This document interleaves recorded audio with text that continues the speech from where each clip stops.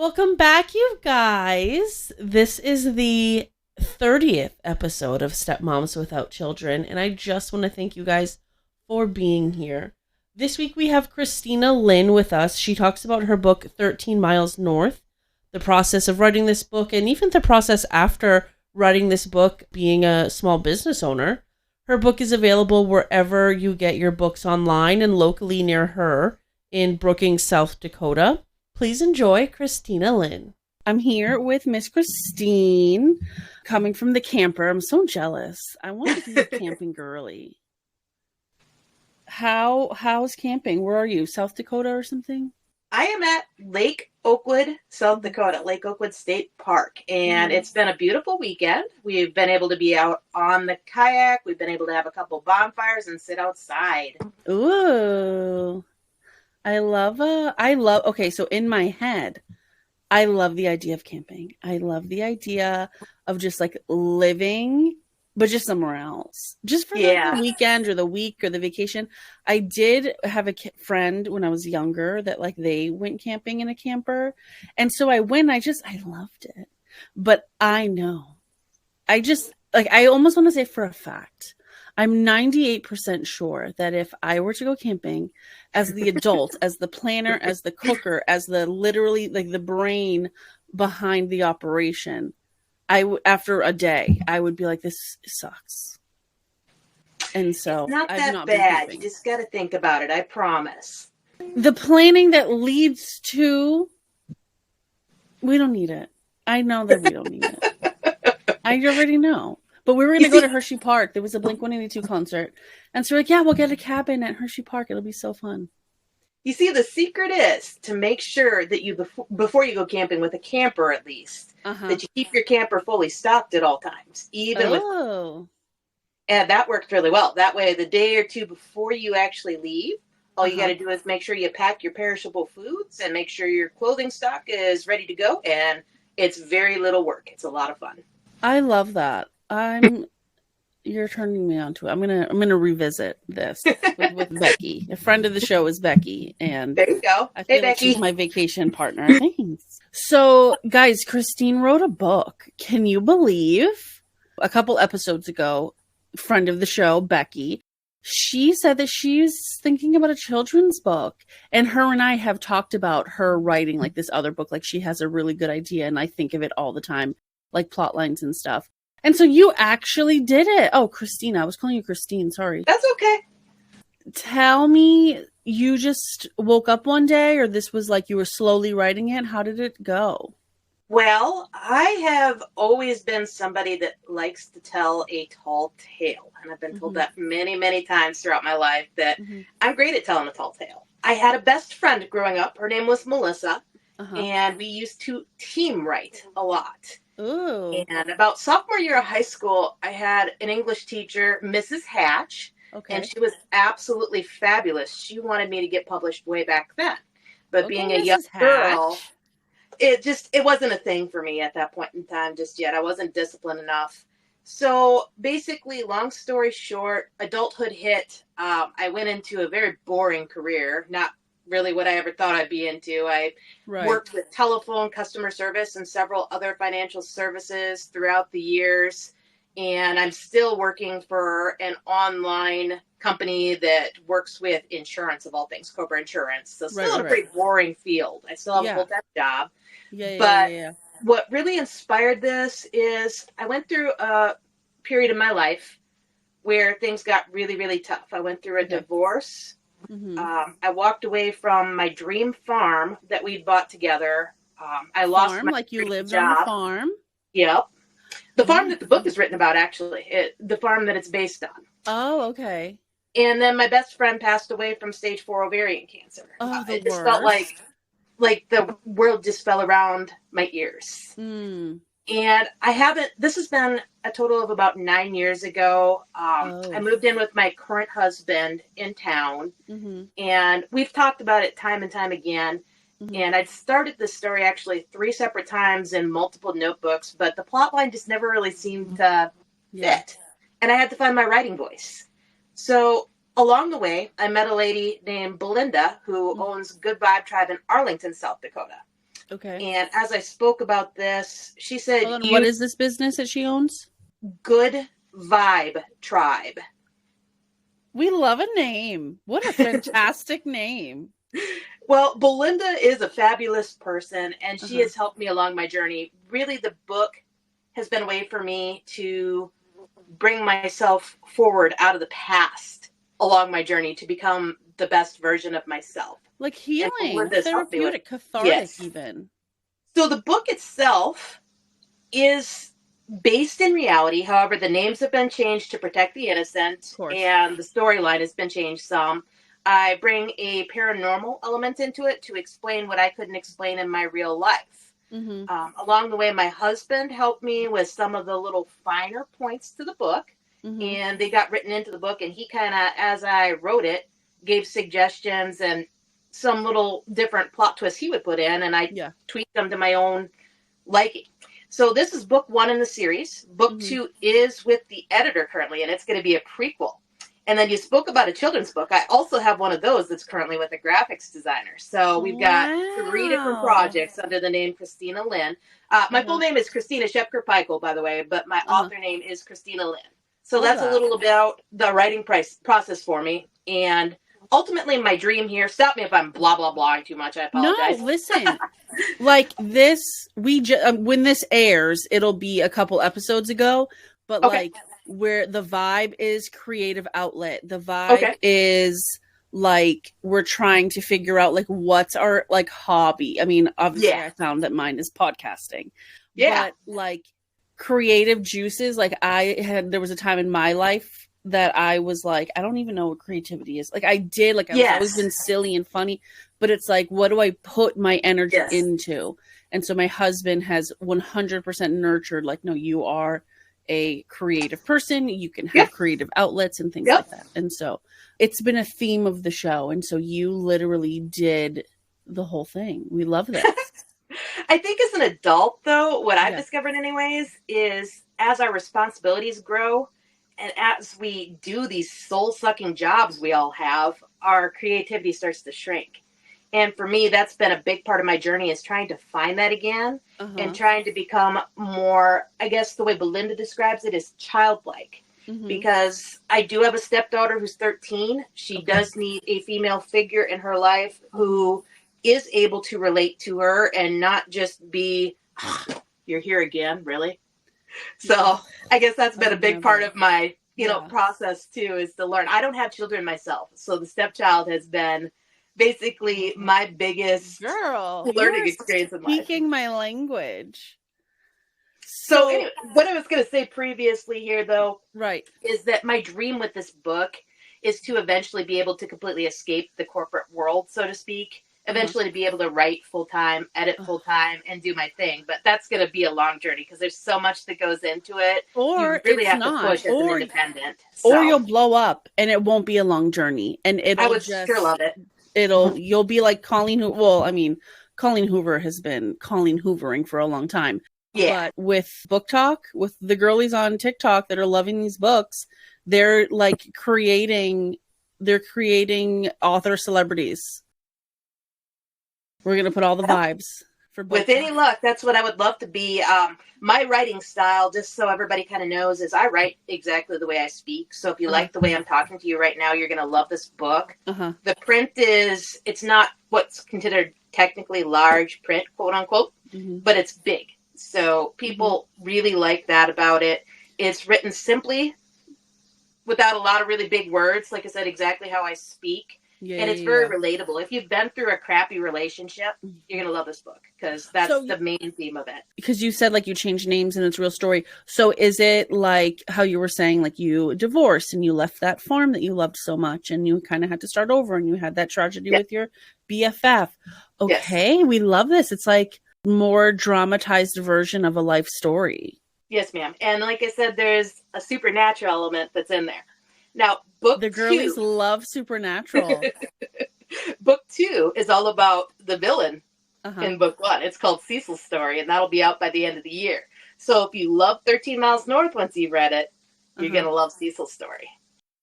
So you mentioned a stepdaughter, and you mentioned that Yes. she's 13. Yes. And so do you have her full time? What's that like? We actually only have her every other weekend. She lives with her mom and her stepdad full time. Mm-hmm. And for me, it's been, since I don't have kids, a learning experience. I started seeing her dad, like I said, when she was 3. Mm-hmm. Ironically enough, her dad and I have been friends for a long, long time, Mm-hmm. but it took a divorce for both of us for us to actually find our paths back to each other. Love and that. Then with her being around every other weekend for a while, when we started seeing each other, we had met. However, just out of concern to make sure the relationship was actually going to be a lasting thing, for a good long while, I was not able to visit his house when she was there on the weekends. But That's then finally, what's that? That's safe. That's fine. Yeah. Then finally, when we did make it official, I was there when she was there. We got to know each other. We did a lot together, and we've become pretty close friends, actually. It's been a lot of fun watching her grow up and to turn into the wonderful person that she really is. She's creative. She's bright. She's a lot like her dad. Yeah. So and she's you a love wonderful him, girl. so. Mm-hmm. I love that. And then I'm not trying to find out about the drama, because that's not everything that I want. So when he gets the baby, like, are you there? Does he go without you? Is it a problem if you were to go? Have you had conversations with his ex-partner? We all work fairly well together. I text her a little more often. Mm-hmm. It's just a little easier that way for communication between the three of us. I would say we co-parent fairly well, to be totally honest. Love that. We have each other's phone numbers. Kendra has her own phone. We all just kind of try to collaborate and make sure that everything works correctly. And if we're doing something on a weekend that isn't our weekend with her, I can always text her mom and say, hey, would it be okay if we take Kendra for whatever we're doing? So. Yeah. That's so nice. It's always a little bit of a different situation, because I'd been married for 7 years prior to Matt. And again, that's part of the story. Mm-hmm. We did not have children together. There's various reasons there. And prior to that, I was a young lady. I got together with my ex-husband in my early 20s. And it was my early 30s when we split. Right. So long story short, he was 16 years older than me. And that's probably one of the reasons. Yes, probably. But before that, there wasn't really anybody that serious. I mean, there was guys on again, off again. And, I thought I loved several of them, but nobody that I would have ever married or had children with, long story short. So children is a whole new ball of wax for me. 16 years. So me and my husband are 12 years older than each other. We met at work, and but I just feel like 16, that's pushing it. Actually, he didn't make the first move. I did. And I did not believe that he was as old as he was. Yeah. And I was like, all right, show me your driver's license, dude. I do not believe you're that old. So that's how it all started. And I mean, age is just a number. And like I said, we care for each other very much. We're friends now. There was some stuff that happened, clearly, that caused us to have what we've come to call irreconcilable differences. I guess that's the best way I can describe it. To be honest, there was just no fix. We're a couple that should have stayed friends. Yeah. And I hold no ill feelings towards him. I want to make that very clear. That's nice. It's just a simple case of, like I said, we're great friends now. We should have never gotten together to begin with. We should have just remained friends. Yeah. But he took me out of kind of what was a bad situation. So. Yeah. Listen, all of these things happened, and look, you wrote a book. Yes, ma'am. You know what I mean? Yeah. It wasn't. Without all the things that happened, the book wouldn't have happened. Right. Look at God. Look at universe. Yes. And so I see on your Facebook, you're going to fairs, and you have a table to advertise your book. Yes, ma'am. What's that advertising book circuit like? Is that does it consume most of your weekends? Well, to be totally honest, I have become somebody that can multitask very well. As you can see, I'm on a camping trip. But here I am talking to you. Yeah. So what I do is I check my schedule before I schedule any events or any camping trips. And if it's something where I can make the camping trip work with the book event, I do. If not, then we do the book event alone. But one thing I want to make very clear to any of your readers who are interested in becoming an author is you cannot just write a book and expect it to advertise itself. I work very, very hard. It's basically like having a second job. posting on Facebook, posting on Instagram, posting on Snapchat, posting on X. I have an author site, and there's been a lot of people that I've come to know from in that site that have helped me a lot. Wow. Belinda from Good Vibe Tribe that I mentioned earlier has been my biggest business supporter. What other things is Belinda selling in her little shop, in her boutique? So Belinda's actually a spiritual leader. That's what I'd like to call her. Belinda is somebody whose purpose here on earth is to help others. Now, I want to make very clear as well that I am Christian in faith. However, spirituality plays a big part of my life. I have learned that they can go hand in hand. You're not doing anything wrong by having spirituality as well as Christianity. Yeah. So Belinda sells crystals. She sells a lot of local crafts for a lot of people. She has herbs and spices made by local people. She just does everything she can to support people who would like to move away from the corporate world into something that is their own. So, Belinda is a superstar. We love this. Yeah. We love it. Yeah. This is where your one place that your book is. That's fantastic. Yeah. And go ahead. I'm in several other stores locally. The other one is in Brookings. And, geez, I can't even remember the name of the store now. I'm terrible. And I've got a couple in Sioux Falls, a couple of North Dakota. But, again, I've done a lot of marketing for myself, a lot of sending emails out, a lot of physical visiting. Yeah. And that's how I'm getting myself out there as well as online. But, like I said, the main thing I want to drive home to anybody who's interested in becoming an independent author is it's very possible. But please don't expect to be an immediate success. Please expect you're not just going to write a book and be like, everyone loves it. Like, no, you have to tell people you have a book, bro. And there's a business side to it too. There's taxes. There's making sure that you have a business license. A lot of people don't realize that, but you need a business license before you can go out and physically sell your books. And the physical part of it is where you get your most sales. Yeah. So yes, I multitask a lot because I work a full-time job. I have a husband. I have a house, and then I do this in my spare time. Yeah. I was only curious about it because it just looks time consuming. You know what I mean? Like filling up your schedule. Like it's not like it actually is having a small business. But so just real quick, not to talk about the weather, but I'm curious.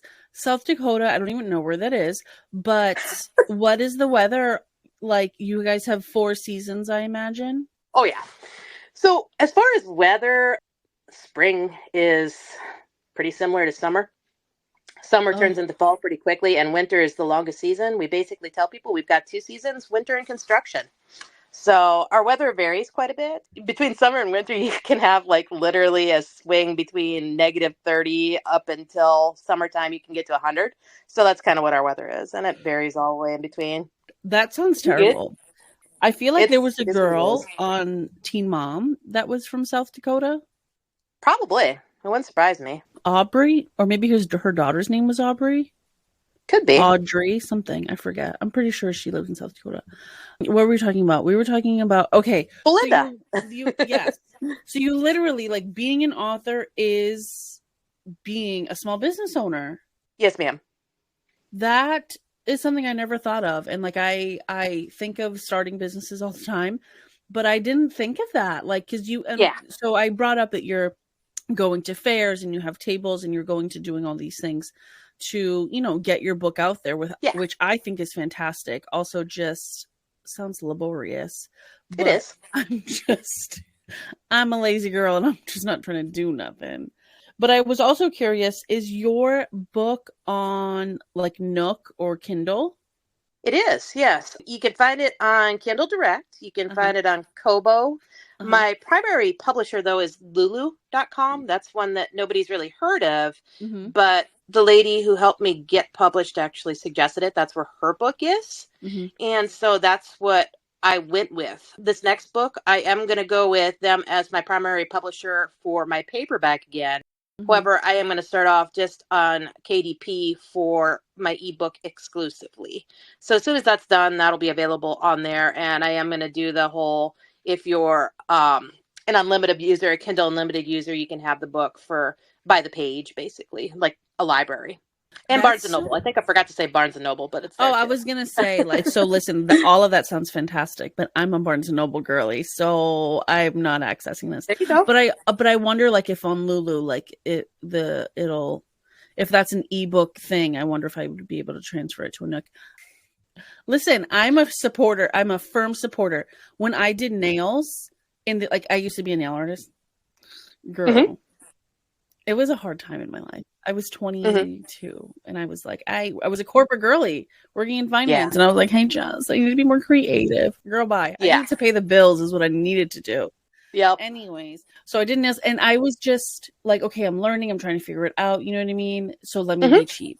But then when I see these other girls that are doing fantastic job, it might take them an hour longer, but they're doing a fantastic job and they're doing it at a discount. And that hurts my heart. And like, I have an aunt who like makes like beautiful customized, like the dipped Oreos, the chocolate molds. She makes like a tower of strawberries. She makes like little like cheesecake, like in these little mason jars. She makes like this Puerto Rican eggnog called coquito. It's like so cute. And everybody's always asking for a discount. And I'm like, that's like it costs how much it costs. Yeah. I mean, you got to make some money off of it too, no matter how much you love it. Especially if it's food. Like, would you go to a friend and be like, hi, can you just make me some food for free? Like, no. What? So that's just, and even like it's for like parties and stuff. So it's like, hi, can you provide all of the desserts for my baby shower for free? Are you kidding? Can you imagine? That's so weird. And so don't give away your book for free. Oh, thank you. All I'm saying. Yes. So, like, what else is your summer like? Like, what else are we doing this summer? We're traveling around. We're toting the book. We're selling books, things at fairs. We're going camping, which we love because you're making time for fun stuff. What else does your summer consist of? We have a above ground pool in our backyard. That's probably my favorite thing. Oh my God. I also have fruit trees in the backyard. The pears are just about ready to be harvested, and we've already gotten one harvest of apples. We live on a small corner lot in Aurora, South Dakota, and the thing that's been kind of the cruddy part of the summer is there's been construction around us all summer long, so that hasn't been very much fun. Yeah. But basically, when we're at home, I do a lot of reading as well as my author stuff. My husband and I both have classic cars, so we do car shows.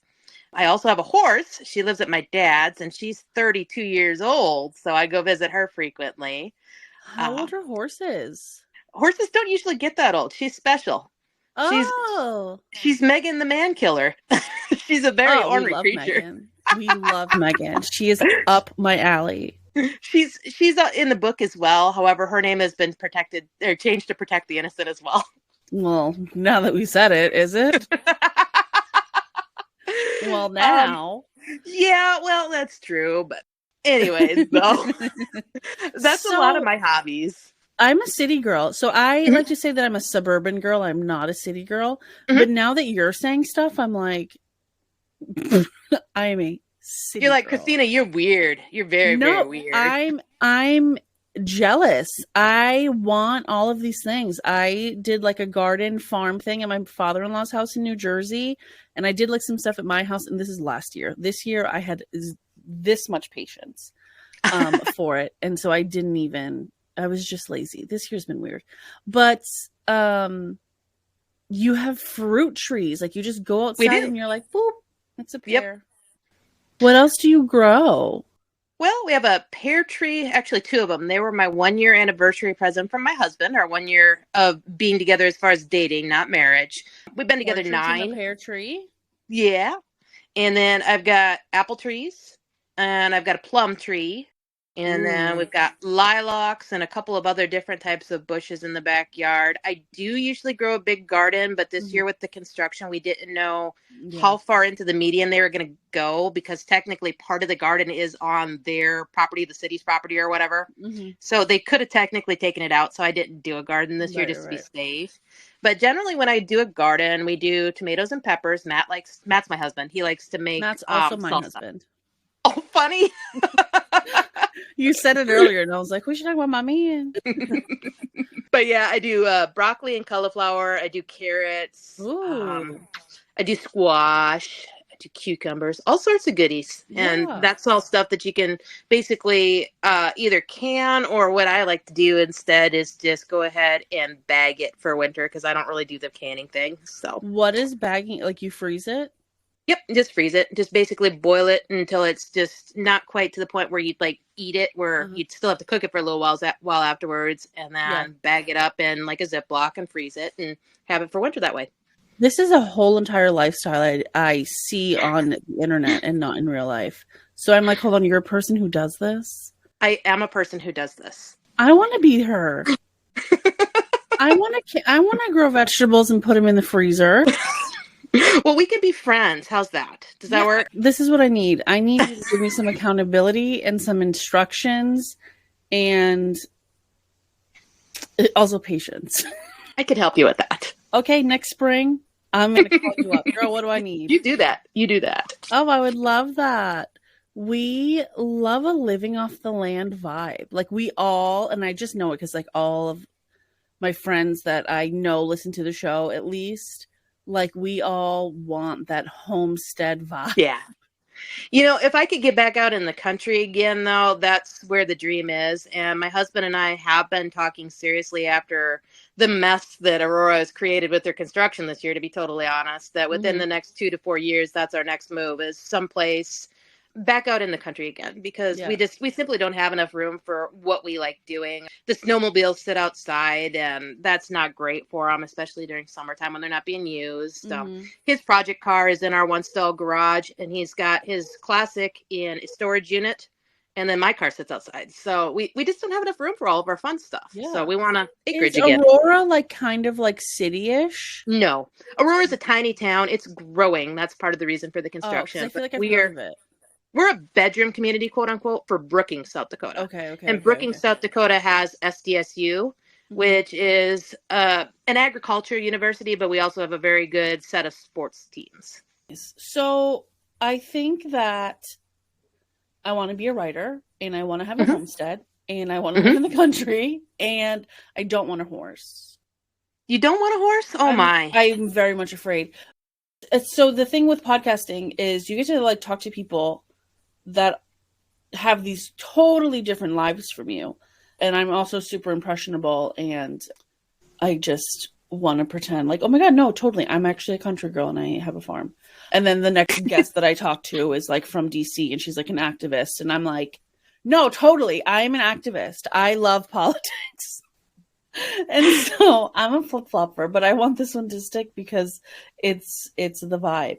I also, you were talking about Belinda, and I'm still thinking about it because, like, so another friend of the podcast, Nina, and also Becky, like, very much into the crystals, very much into the healing. They get me the sage things. And so I love that. I want to look up Belinda, too. Look up Belinda. Good Vibe Tribe. Good Vibe Tribe. Yep, and it's Arlington, South Dakota. It's a gray background, and then you'll see the words, and it's got some filigree on either side of her logo. But anybody who is interested in spirituality, who needs some guidance, I would strongly recommend that you visit the site at least. Check it out, see what you think. She doesn't charge for any of her services on the public page. She does have a private page that she does. But you can also order stuff from the shop in Arlington, and she'll ship it to you. So that's the neat thing with her. That's so cool. One of my last questions.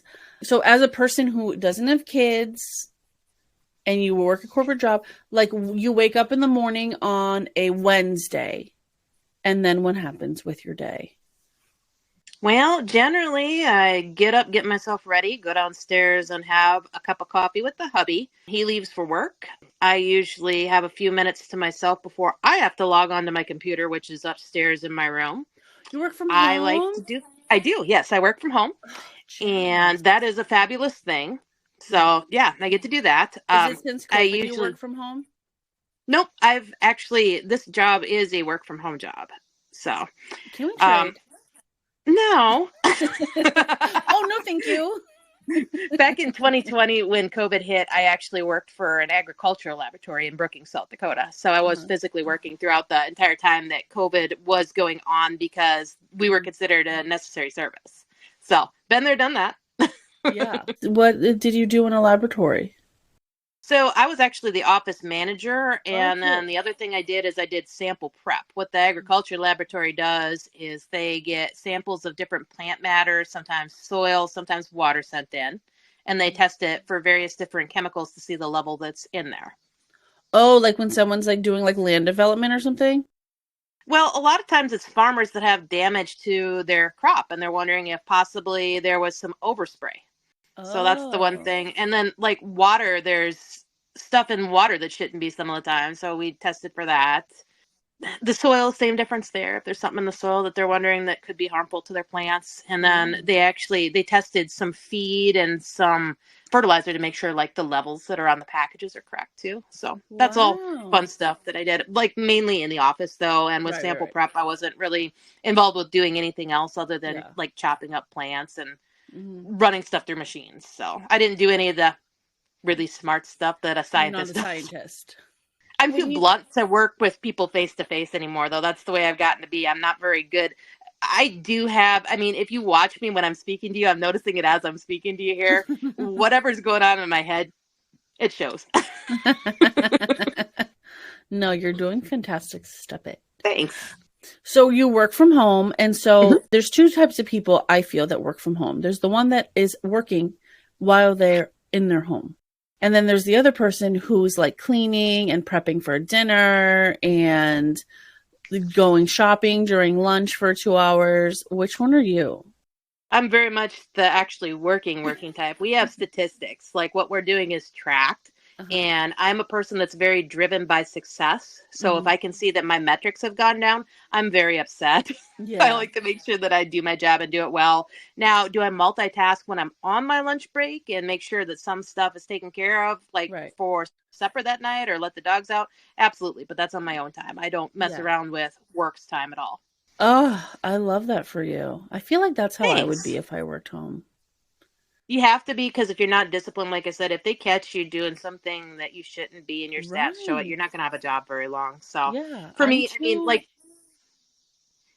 for me, it's important that I keep the job I have until which point I don't need the funds, clearly. But because that's what's the reason we all work. Yeah. You're not trying to F around and find out. No, let's not. Well, Christina, this has been fantastic. I feel like, listen, I love to know different people. That's my favorite part of this whole thing. I think I started to say that and then I got lost in my own whatever. Yeah. But it has been fantastic getting to know you. I'm excited about this book. I feel like my friends and I were in like a book. It's becoming fall. We're staying inside. We did a lot of quiet beaching this summer. Like we're into the books right now. We go on and off the books. We're into the books right now. And so maybe I'm going to suggest this one for me and my friends to read. We finished, I mean, it took us forever and a day to do it, but we finished a book called Purple Orchids, which I realized was self-published, and it just got blown up on TikTok. And it was also, it was printed in Delaware, which is where I live. And so I don't know why I said that. But we want to, I want my group of friends to read your book, and obviously, of course, my listeners and anybody I love that. else. One other thing I want to leave you with as a thought is if yourself and your friends would like a signed copy, I do have copies on hand at home that I can sign and send to you. All I need is just your address, and I do PayPal, Venmo, or Cash App, whatever works best for you. And I can write whatever message you'd like into it and get it sent out to you. It's about $4 shipping. Cool. Give or take a little bit, depending on where it's going. So that's something else I can offer. I will keep that in. That's not just for me. That's for all the listeners. If you want, that's for everybody. Yes. You want a copy? We want you to have one, and so we're going to make that happen. Yes. Thank you, Christina. You're very welcome. Thank you so much for your time today. You're welcome. So, for the purpose of having this cuddle time, of it being like a fact check, I have one fact. Okay. I said 16 years older than each other. Yes. And I meant... I mean, everybody knew what you meant. I know. There was a debate in your head whether or not you were going to say there's a 16-year difference between each other, or he is 16 years older than you, and that is the sentence that came out of your mouth. Because that's what it sounded like to me, because that happens to me all the time. I mean... Two competing sentences to deliver the same thought come out as complete garbage. Yeah. So that's not what I meant, guys. I meant that her man was 16 years older than her. Right. Also, just a quick elephant in the room for me is the intro that we just listened to. I'm sick. This is my sick voice. Sorry. What? There's nothing to be sorry about. I don't enjoy. You didn't sound much different in the interview, so you were sick back when you did this interview too. I mean, I guess. I don't know. We love her co-parenting relationship. I thought that was real fun. This one was a really nice blend of the Kiki, right, and getting right to it. Yeah. I didn't have to take out a whole bunch of stuff. Oh, you're welcome. You know, the interview is, I mean, except for a couple of tech issues that popped up. Oh, yeah. I didn't have to take much out at all. Very difficult. She was camping, which is fine and fantastic, and the interview did come out great, but a lot of technical difficulties with the internet when you're camping. Yeah, that's what happens. It's fine. We survived. I mean, you really tied the segments. Oh my God, thanks. Really well. You didn't start something else, and right. You know, I was appreciative of that. So yeah, I do that. You know, episode 30, I think you've really hit a stride. It's crazy because I said that, and I was not at all confident when I said it. So I'm going to go ahead and just make sure that this is episode 30. It is. I mean, it sounds right to me. Season 1 was 20, and now this is the 10th installment of season 2. Correct. So isn't that crazy? 30 episodes? It is. It is crazy. A lot of podcasters don't make it past 6 or 8 or 10. Yeah, I think it's actually 3 is what I saw on Podcasters when I first started this, because they sent me a congratulatory message that I. Oh yeah, we got that a couple years ago. Yeah. This is a fun thing. After this, you guys, long story short, I'm going to play. So I was interested in knowing about this play. I was talking about it with Becky.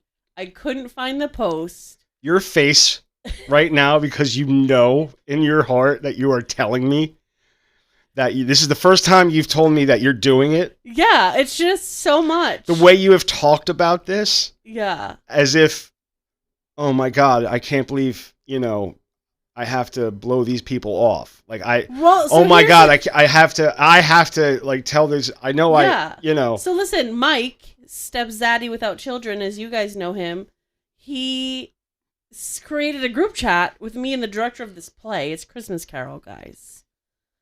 And Mike is very plugged into the local theater scene in Newcastle County. Oh yeah, I mean we know that because when we were talking about Dre, like Dre also knows this man. Yeah. So Dre so I saw this post.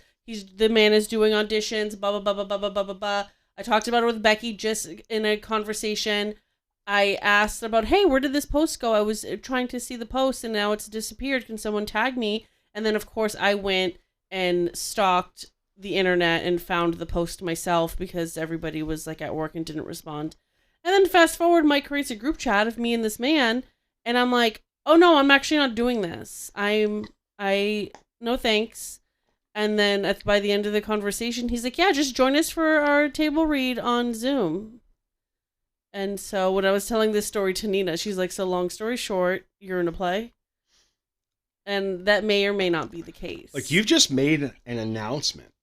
I feel. I did not. You did. Also, nobody listens to this, so it's fine. No, you made an announcement on your show. That means you have to stick to it. No, it doesn't. Yes, it absolutely does. That absolutely does not. It absolutely does. Okay, for the 5 people that are hearing this, I may or may not be in a play. No, the way your face was looking at me, you knew that this was the first time that I had even had any inkling that you were considering doing it. No. My giddiness about saying this was in Nina's conversation, saying, long story short, I'm in a play. So there's that. Back to Christina. So I mentioned the thing about the play because creative things. She's an author. Becky was talking about exploring the idea of having a children's book. I feel like that's season 2 of the podcast. We're exploring other people's lives because I'm nosy, but also because there are people that have cool lives and jobs and are doing creative things. And to me, I'm like, no, but you have to go to work. But like they are going to work, but also having creative lives. And so that's just, this is a cool little exploration. I mean, I feel like I'm at nauseum. I talked about it in this episode with Christina, and I talked about it in every cuddle time in every episode. Yeah, I feel like if anyone has listened to season 2 at all, they know exactly the gist. Literally, and I just keep saying of season 2. But it's important to you, is why you keep saying it. Yeah, I'm just trying to tie it all together, I guess. But this may be the first stepmom without children we've had on season 2 of. She's an actual stepmom. Yes, without children. Without children. Yeah. So I think we should have mentioned that way earlier. Oh, so how about the homestead vibe? I've always kind of dug that, but Honestly, that's like, it's a lot of work, dude. It's so much work. Like I am in a point in my life or in my menstrual cycle that I'm realizing I just like putting in effort. Like there's needs to be effort to put in the effort. Also, it's one thing when you have the homestead apparatus and processes in place. And knowledge. And knowledge. You know, it's a whole nother thing when you're... Let me Google how to homestead. I tried to grow weed one time and it didn't work. Okay. So me trying to, when I was a kid. Grow food for... Yeah, right? To feed myself. Right. And hopefully make enough to sell. Yeah. We could have sold the shit out of that spaghetti squash last year. I know. I gave some to Becky. Gotten $4 a piece for each one of those. Yeah. Maybe. We would have had like $16. Not now. I would have paid for the seeds. See? Yeah. What else is happening? Oh, well. You love me? So much. Oh my god, the meatballs? You guys, so I try to do like some kind of like meal prep attempt. It's like half a prep. Yeah. Like for... But this was a good idea. Yes. So I made 65 meatballs on Sunday. I used beef. And they were the perfect mouth-sized meatballs. They weren't too big. Yes. They weren't too small. They were like good you for didn't, a sandwich. One meatball fit into your mouth perfectly, the chew, and you got to taste all the, and you had little pieces of cheese in them and stuff. Yeah. And they're good. Cold meatballs, great for a snack. You know, I don't agree, but although today I had some for lunch, I basically had like a pretend sandwich. It was a garlic naan with Laughing Cow, toasted garlic naan, obviously, with a Laughing Cow, and then like 4 meatballs. And I just like ate it. It was giving, like the shape was giving like falafel. Falafel! But Jose walked in, one of my coworkers walked in and was like, oh, it smelled like school lunch in here. So he can fuck off. I had what I would consider somewhere between a meatball sandwich and a hamburger. Because I used very dry meatballs. I just heated them up and cut them up and then laid a cheese on an Amoroso and then laid the cut up. It was a cheesesteak meatball burger. Yeah, but I didn't have a lot of sauce, so I tasted the meat. Right. You know? Yeah. And it was I mean, me too. Today I didn't have sauce. Yeah. So I've had some garlicky breath. Oh yeah. Oh yeah. Oh yeah. I feel like that's all. That's all that's, Yeah, happening. Yeah. I love you. I love you. All right, guys. Bye. Bye.